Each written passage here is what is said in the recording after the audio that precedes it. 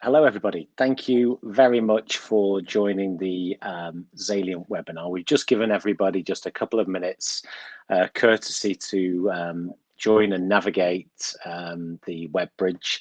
And I hope that everybody out there is settled and look forward to the next hour together.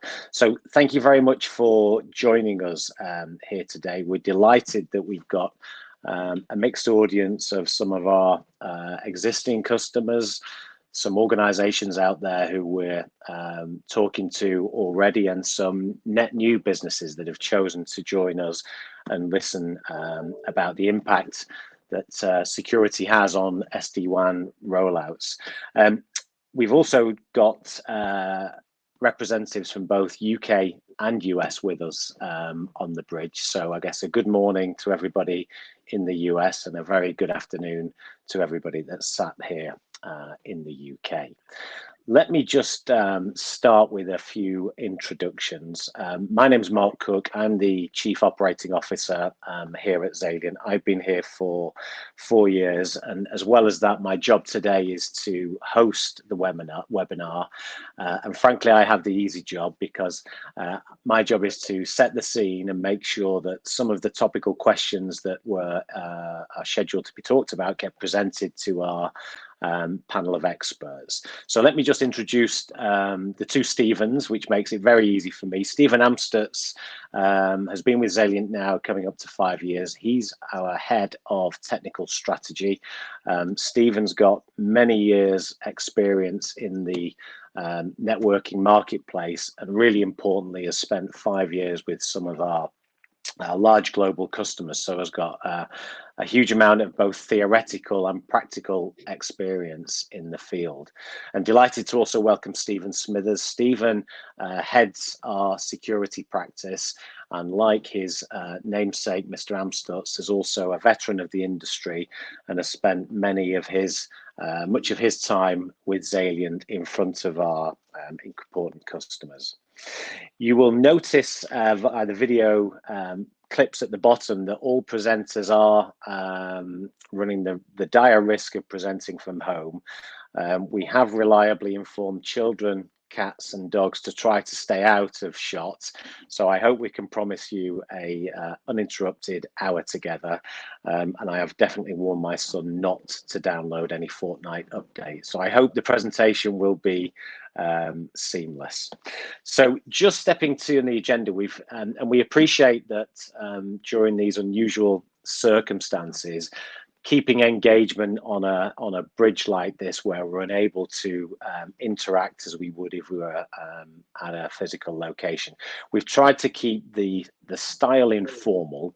And once I've potentially set the scene for the kind of panel presenters, what we're going to try and do is to cover a number of topics in a conversational style.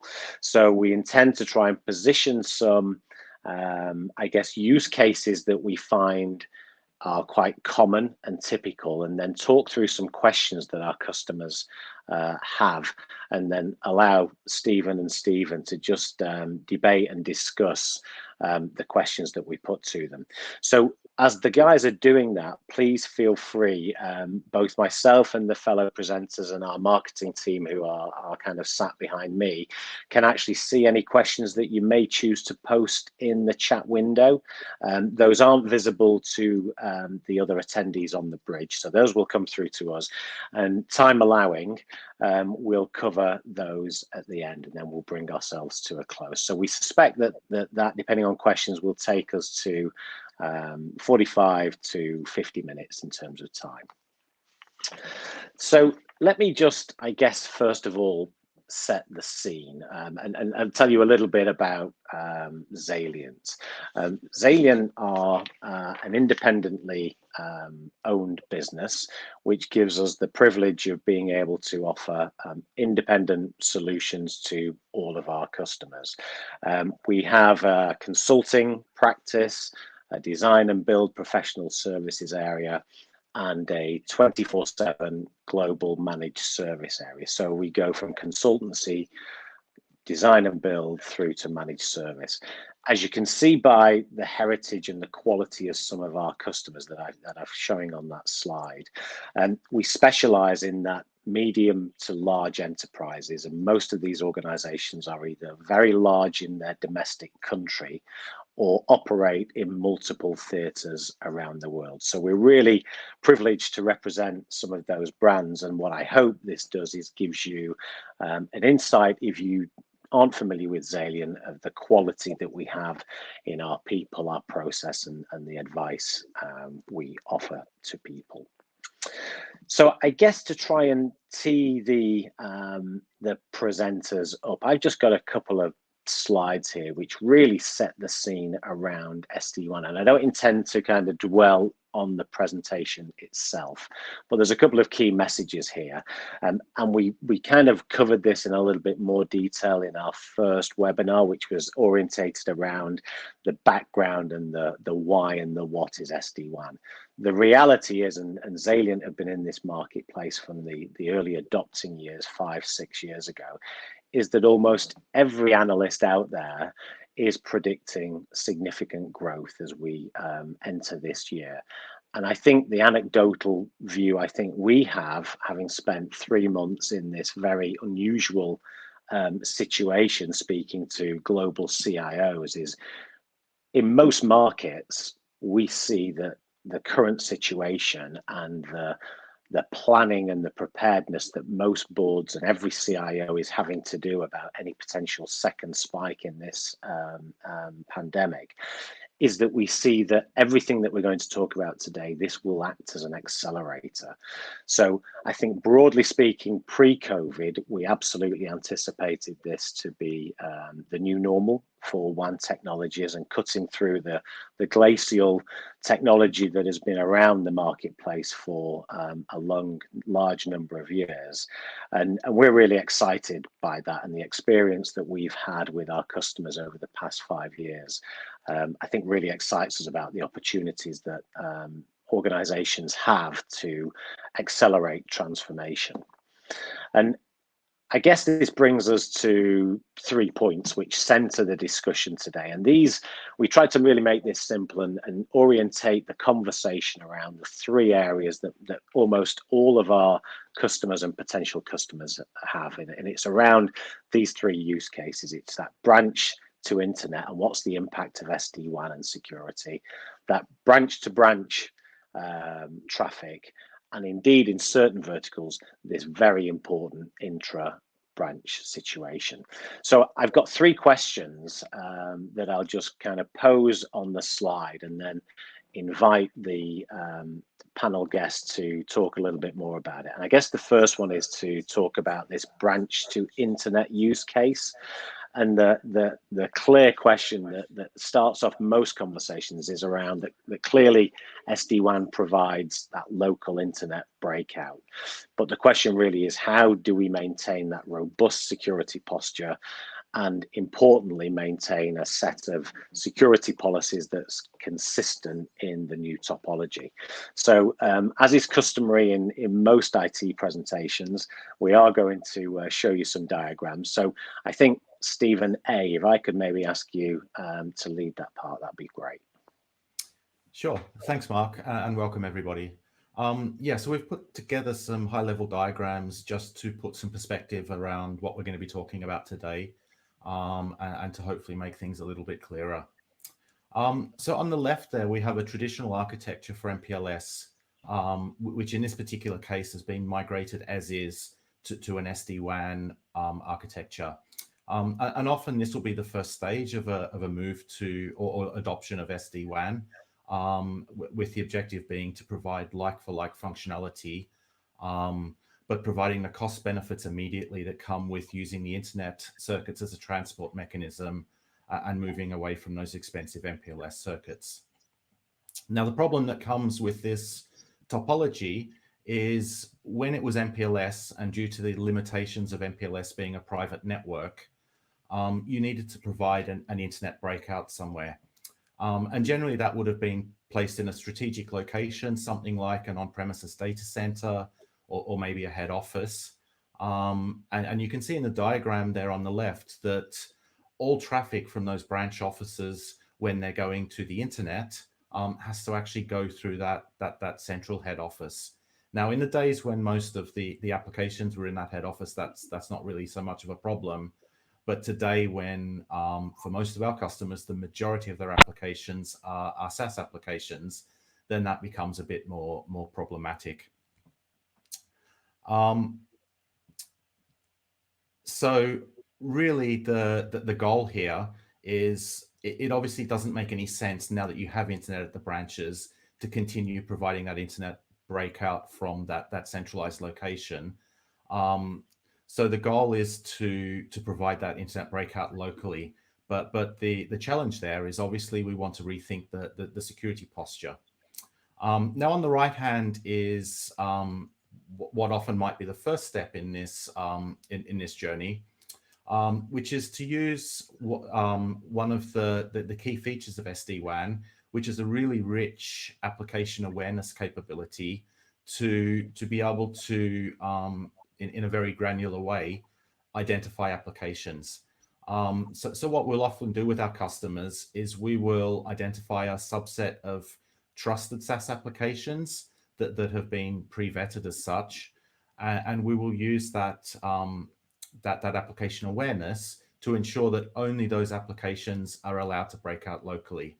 And by picking the kind of critical applications like Microsoft Office 365 as an example, that can take quite a lot of the traffic that would have otherwise gone through that central head office and allow it to go straight to the internet. Now, another consideration in both of these scenarios is the remote workers, and you can see that kind of isolated remote worker there on the left of both diagrams. So that will often be when somebody embarks on a WAN transformation, that will often be an afterthought. And really the fact that we have to rethink the security posture when we're moving to SD-WAN gives us a perfect opportunity to start addressing that in a more consistent way. And really, we shouldn't be treating those remote workers as second-class citizens. We should be providing them the same level of protection as they are in the office.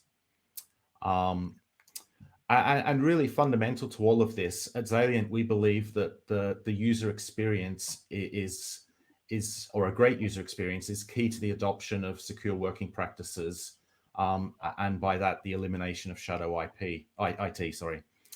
And by closely working with the business in the initial design stage and then again in the vendor selection stage, really our goal is to help the customer realize that as their goal.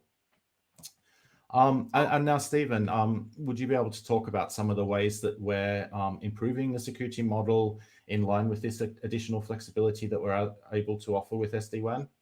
Well, thank you, Stephen, and welcome everyone. What I would like to do is take the opportunity to just go over a couple of items on these two diagrams. I think that Stephen has eloquently put the situation on both of those.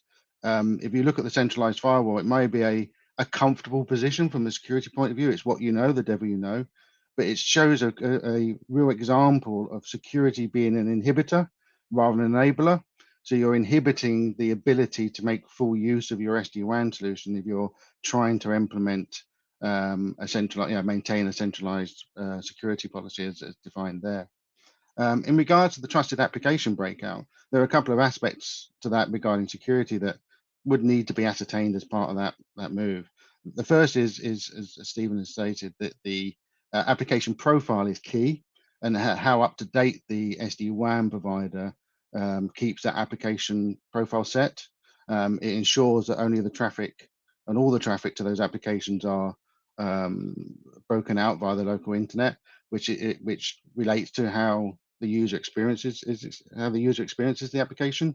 Any missed traffic would go through more traditional traffic flows, which could have a negative impact on the user's perception of the application.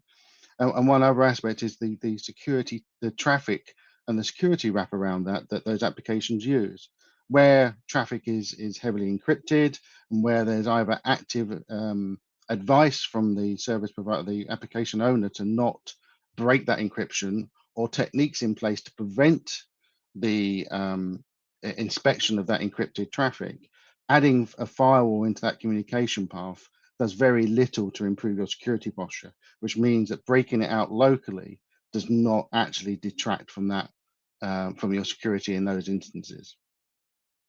But we do recognize that there's, although this is a mechanism to get the initial benefit to the customer regarding user experience, there are situations where there's a requirement to be more encompassing of the internet traffic that goes out. And in those situations, the expectation is that the security controls that you're used to within the centralized model can equally be applied into this new distributed breakout model, where local internet breakout is manifested in multiple branch locations. Can we just move forward a slide, please? Thank you very much. So we've come up with three typical examples of this. They're by no means extensive. There's a number of ways that these could be altered to meet customer requirements, and that's one of the driving principles for Xalient, is that even though we show these diagrams, they will be the customer requirements and use cases are front and foremost in what we deliver, and these would be augmented or changed to ensure that we deliver on those. The left-hand use case shows the implementation of a cloud-based firewall solution. This is one of our preferred approaches. There's a number of reasons for that. It builds on the capability of the SD WAN solution to forward traffic over tunnels to the cloud environment. And in some cases, depending on the component selected here, that tunnel provisioning can be automated through API integration from the SD WAN provider through to the cloud provider. So that makes the onboarding of that traffic quite simple. The cloud firewall solution itself has a number of key benefits. Most prevalent of which I believe is the scalability it provides. No longer are you're sitting in a situation where you're weighing up performance of your appliance firewall against the security capabilities you want to deploy. That scaling, that capacity planning requirement is no longer the customer remit, it's the service provider's remit. So you can apply security controls as necessary for the business without worrying about the performance of the platform. This is becoming much more prevalent in regards to SSL decryption, which inherently has been a bane for hardware appliances, where performance is decreased dramatically where SSL decryption is enabled. But unfortunately, SSL communications are now more prevalent, and if you want to be able to look within those traffic and apply advanced security controls, you need the ability to decrypt SSL at scale. One of the other key benefits for this, and addresses the item that Steve identified in the previous slide, is that now that the firewall is presented in the cloud, it provides a great opportunity to expand the usage of that cloud to remote workers. This ensures that they get a consistent user experience and a consistent security control, whether that user is on-premise or off-premise. We do recognize that cloud firewalls, depending on the customer requirements, may not be the most suitable. And there are options in the next two diagrams that build on the ability to deploy next generation firewall solutions as part of the SD WAN topology. The middle diagram shows where we're utilizing next generation firewalls with SD WAN capability. We're seeing more and more of that sort of convergence between these vendors to expand on their firewall capabilities with augmented SD WAN. And that provides a single appliance and management point to both apply advanced firewall security controls, but also enable SD WAN capability. The only area there that would need investigation is whether the SD WAN capabilities, which in current environments are probably not as capable as a dedicated SD WAN appliance, meet the business case requirements for the SD WAN solution. In the situation where that's not the case, there is also the opportunity to deploy standalone devices for SD WAN and next generation firewall. This is slightly more complicated in the topology. It also adds more administration points and hardware costs, but it may well be mandatory or required depending on the particular customer use cases. As with any hardware appliance, you'd have to be cognizant of capacity planning and performance planning, and be aware that there may be situations where you're taking a balanced view on the security controls you apply and the performance of the box, especially around things, items such as SSL decryption. Over to you, Mark. That's me completed. Thank you. Thanks, Stevens. Just remind everybody that whilst the guys are talking, this may prompt a number of questions you may have. And as I said at the outset, feel free to drop any questions or comments you may have into the chat window, and I'll try and scoop those up for the Q&A at the end. So I guess moving to our kind of use case number 2, and this is branch to branch, and I guess the typical question where these conversations start is around that migration from MPLS, or I guess the perception of MPLS grade security as we move to the internet. So I think, Stephen, could you maybe step up and talk a little bit about that? Yeah, sure. Thanks, Mark. And I think perception is the key word there. It's a question we get asked all the time.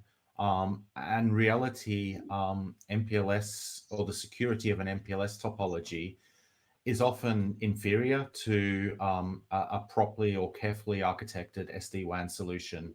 And I think with an SD WAN solution, we can address both the topological and the postural shortfalls that would be more difficult to address in an MPLS environment. So again, I've got 3 high-level diagrams there, and the one on the left could apply to both, well, does apply to an MPLS architecture, but could also apply to an SD-WAN architecture. And the key here is that it provides any-to-any connectivity between every site. Now, that's not always a good thing, especially when you have the threat of the lateral spread of threats between sites. So when malware is becoming more and more prevalent, then that any-to-any connectivity just makes the spread of that a lot quicker. So hence the need for alternate topologies. So when designing an SD-WAN topology, we can be a lot more flexible in the design of that. So with the full mesh topology on the left, which we can mimic in SD-WAN, we often will do that for voice traffic. As I mentioned in the earlier question, the rich application awareness capabilities that we get that are kind of front and center with SD-WAN, they allow us to design around the application requirements, and every application has different requirements. So when we initially engage with a customer and we try and understand what that application landscape looks like, we'll often be talking about multiple overlay strategies, because each overlay will be custom built for the group of applications that run on that overlay. And those overlays might, or quite often do, form multiple, different topologies. So whereas voice might be more of a full mesh topology, you may have other overlays that would run as a different topology. So just picking on that center one, the hub and spoke topology, one of the benefits with that is we can force selective traffic, branch-to-branch traffic that is, through a smaller number of strategic sites that we would call hub sites. And then we can perform additional security tasks within those hub sites. And generally, we would have multiple hub sites to ensure a resilient network should one of those hub sites fail. And then on the right-hand side there, we've got what's called a regional hub and spoke topology. And this is pretty common, certainly with all of our global customers, where not only do we want to segment that site-to-site traffic, but we definitely want to segment that region-to-region traffic, where you may have one region that is more susceptible to threats than another region. And the last thing we want is for a problem at one site to spread through to every single site on the globe. The second advantage we get with that regional hub and spoke architecture is the ability for us to optimize the middle mile. So whereas within a region, the internet is a really good transport mechanism for site-to-site traffic, once you start going between regions, that's when we would start looking at more dedicated links, because the idea of the internet when you're going between regions is to route the traffic cheaply, not to route the traffic down the optimum route. So we kind of get a best of both worlds with that regionalized architecture. Stephen, can you talk a little bit more about the additional security controls we might implement over and above those topologies? Thank you, Steve. Yeah, I think if we focus on the mesh topologies, which are probably a more complicated environment than the new hub and spoke, we've already indicated that the hub provides a nice consolidation point for security controls. If we move to the next slide, please.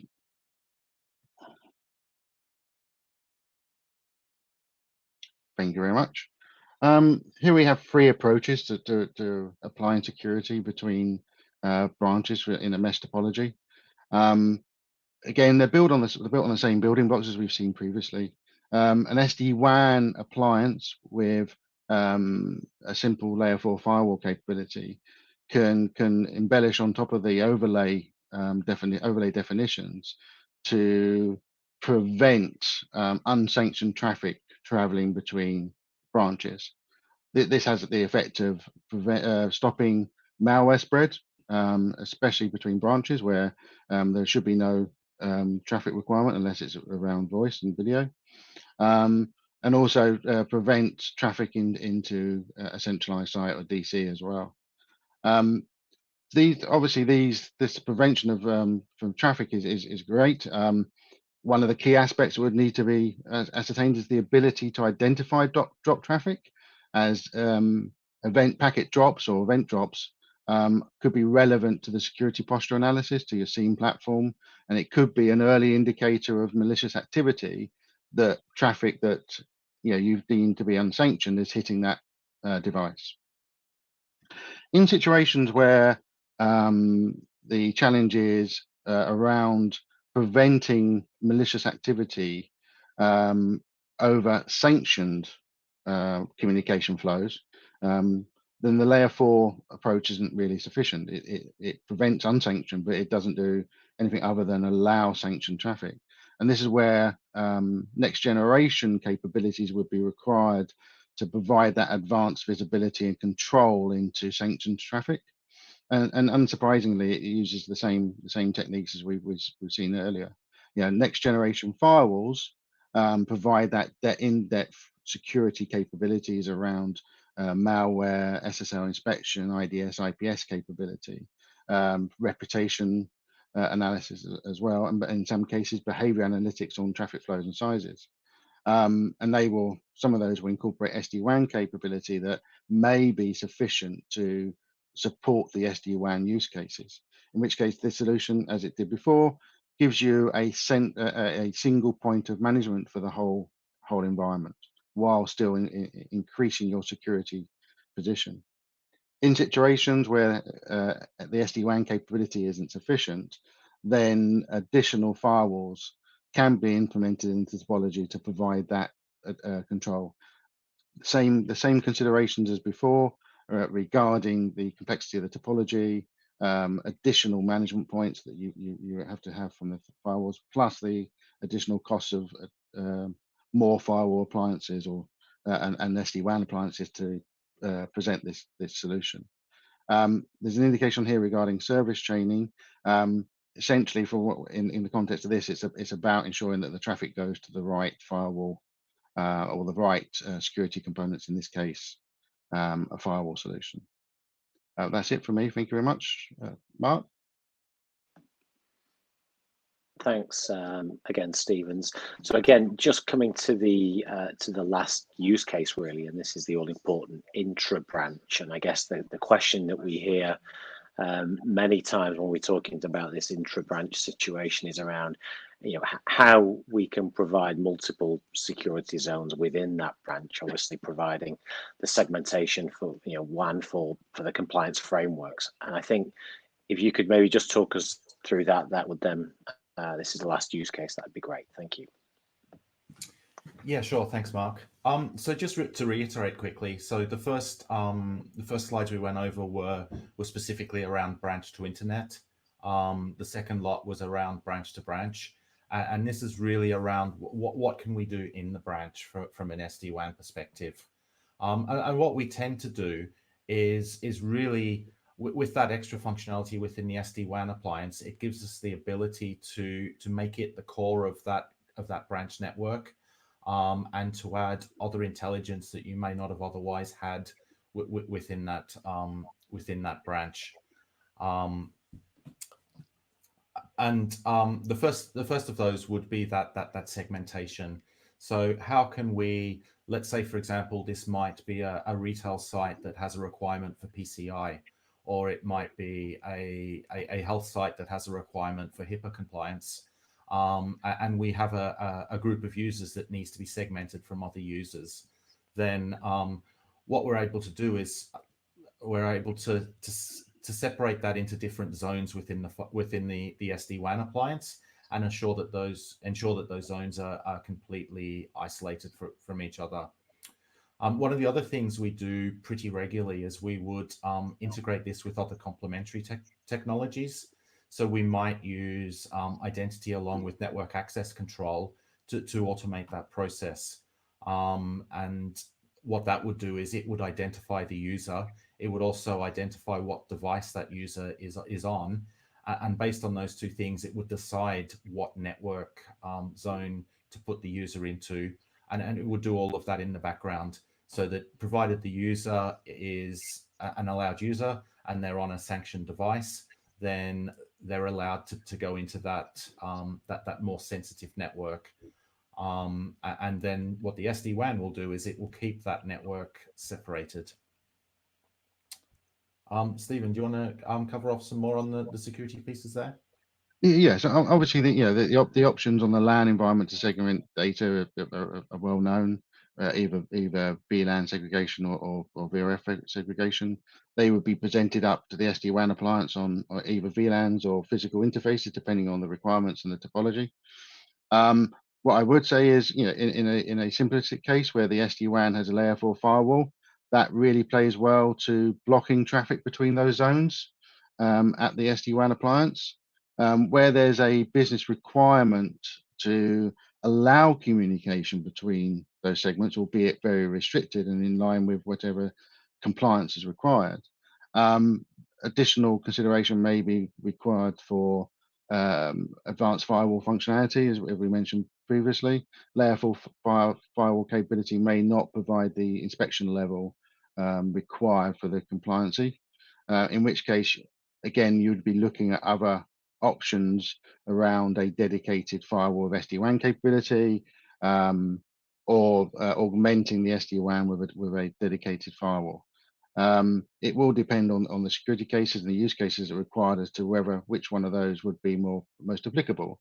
But the options are there to be flexible in delivery based on the customer's particular security requirements and appetite.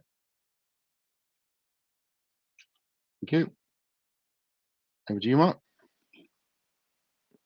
Thanks, Stephen, and thank you everybody for tuning in for that session. That kind of concludes the more formal part of the structured conversation, but we kind of wanted to move and give you an opportunity to ask any questions that you may have. I've got a couple here in the window. If anybody has any others they want to add in, then please do so.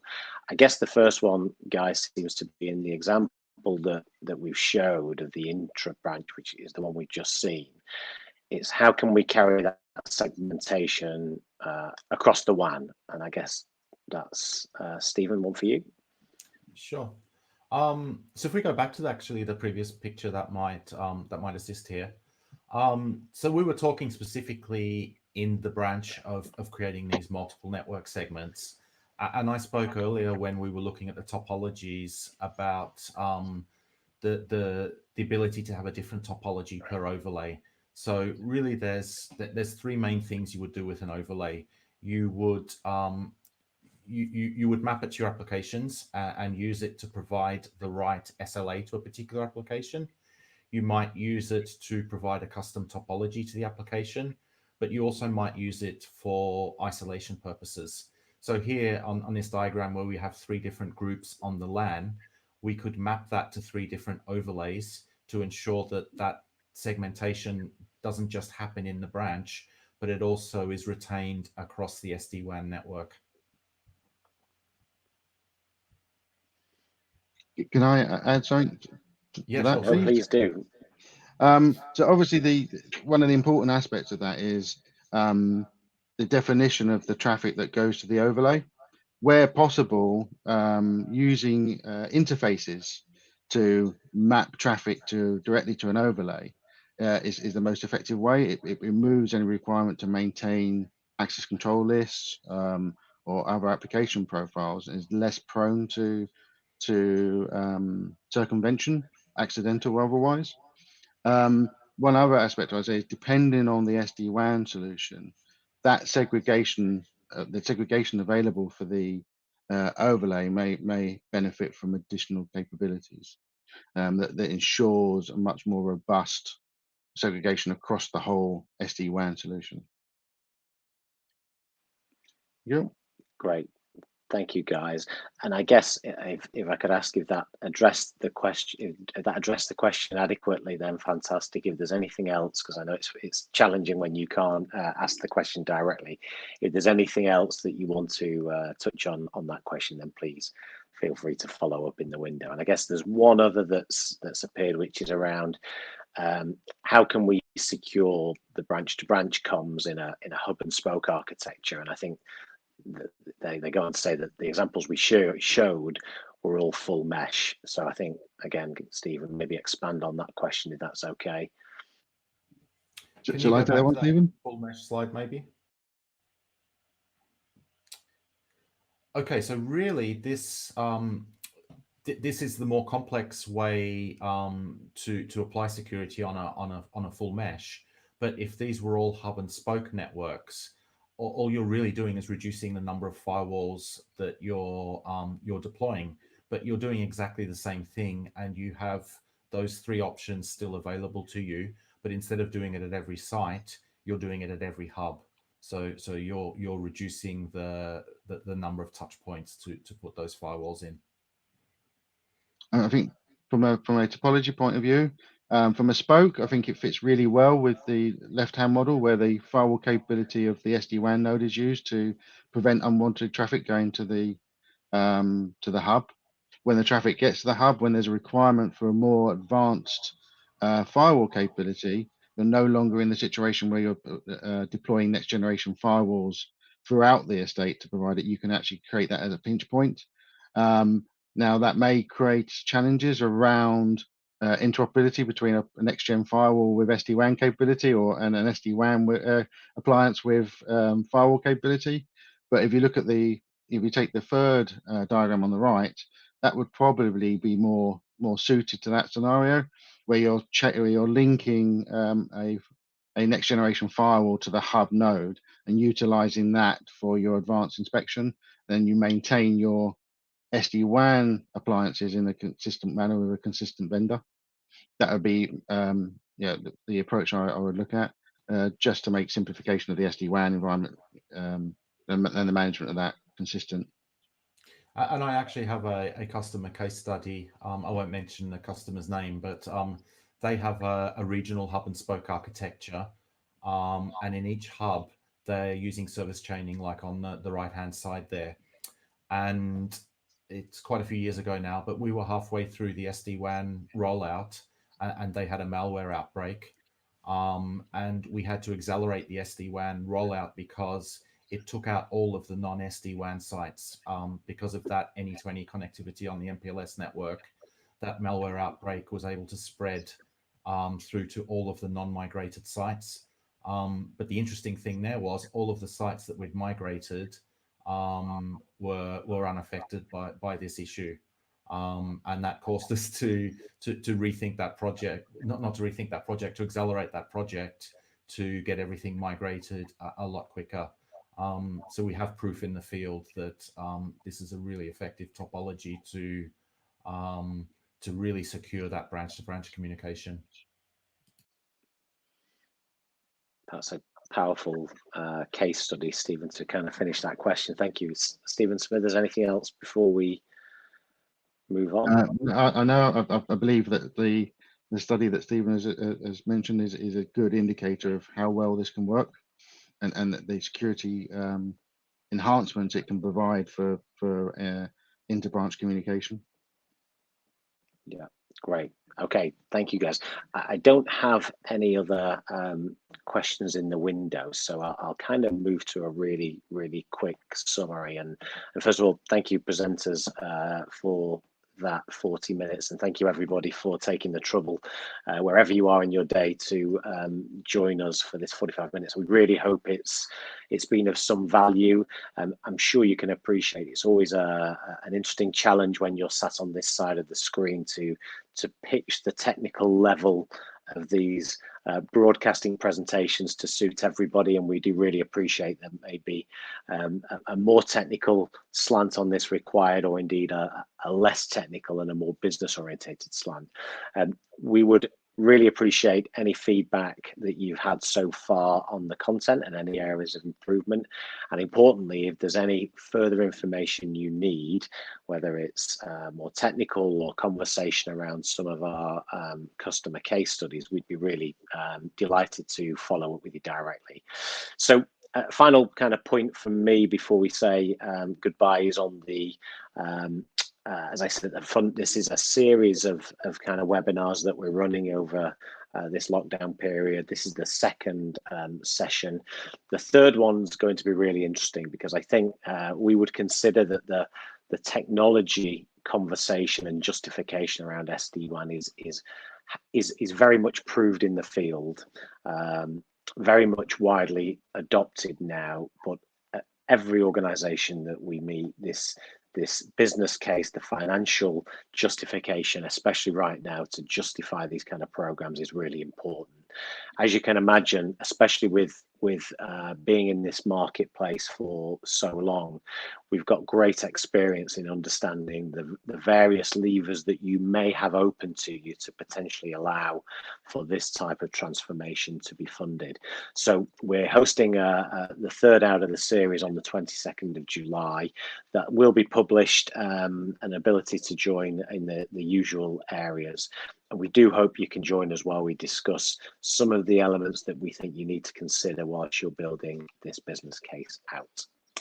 So one final look, there are no other questions in the window. So I guess final duty is to thank you all again for joining us once more.